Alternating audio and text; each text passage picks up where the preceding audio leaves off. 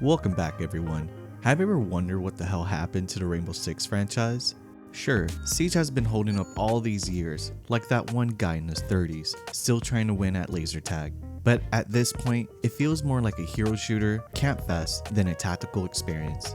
It's great if you want to keep your blood pressure high and your cortisol levels elevated, but personally, it's a bit too sweaty for me. Sadly, Rainbow Six never really evolved past Siege. It's now in its final Elliot Page phase, and to that I say, my sweet prince, what happened to you? As a teen, I was a massive fan of the franchise. First one I played was Rainbow Six Lockdown, then Vegas 1 and 2. Each entry got better, adding features, tension, tactical immersion, but when Siege dropped, everything shifted towards competitive esports and skins. And for a while, that was cool. But eventually, it started to feel like The Walking Dead, dragging on, losing the flavor, and refusing to die with dignity. It's like watching a retired porn star open an OnlyFans. Yeah, she's still hot, but once you've seen everything, is it really worth another paywall? After waiting several years for a proper spiritual successor, here comes Ready or Not, and here's why you need to try it.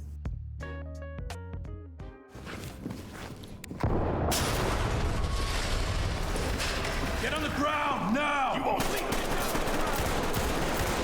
Get down!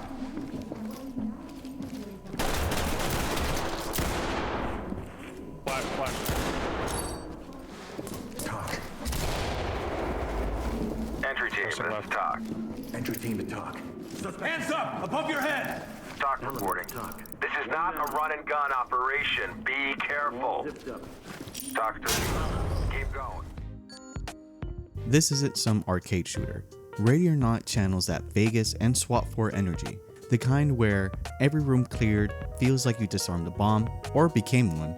No wall bouncing, no anime skins, no ultimates, just a flashlight, a breaching shotgun, and your team yelling hands up at a guy eating a sandwich. Every decision matters. Civilians scream, suspects panic, friendly fire happens more often than you like to admit. You can't just go guns blazing. This game forces you to slow down, plan your entry, and actually feel the pressure of being on the other end of the body cam. One mistake can cause a whole mission from being a complete success to a well-planned disaster. The vibes in this game is amazing. Dark halls, hostage screams, muffled gunfire. This isn't just gameplay, it's anxiety therapy with a badge. The lighting, sound design, and intensity feels ripped straight from a gritty HBO crime drama. You'll start questioning your morals halfway through a mission, and that's if your AI team doesn't flashbang your face first.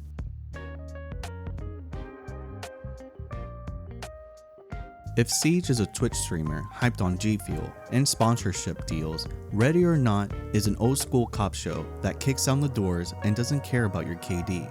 It's what Rainbow Six Vegas 3 might have felt like if Ubisoft hadn't ghosted the franchise harder than your ex. The devs are actually putting in the work. New maps, modes, weapons, and yes, a console release. And if the idea of playing this game on your couch with a controller and surround sound doesn't get your blood pumping, then I don't know what will. Now let's talk about the recent news surrounding Ready or Not. The devs have made a few changes to the game's gritty, dark world, some minor, no pun intended, and others not so much. The devs added clothing to sex traffic NPCs and censored certain story elements that might be considered too much for a wider audience, or as I like to call them, the virgin eyes of console players. Now look, I get it, the developers want to make a game more broadly appealing, but removing content that's been part of the game or just part of the experience for over a year, that's bound to leave a bad taste in the mouths of longtime PC players who kept this game alive through early access and beyond. I just hope that the console release sells well enough to justify these changes. And with that success, maybe, just maybe, we'll get more content down the line. And hey, a PvP mode wouldn't hurt either. Ready or Not is not just a spiritual successor, it's a tactical redemption arc. It picks up where Rainbow Six left off and brings back the intensity, the realism, and the tension of breaching into a room where anything could go wrong.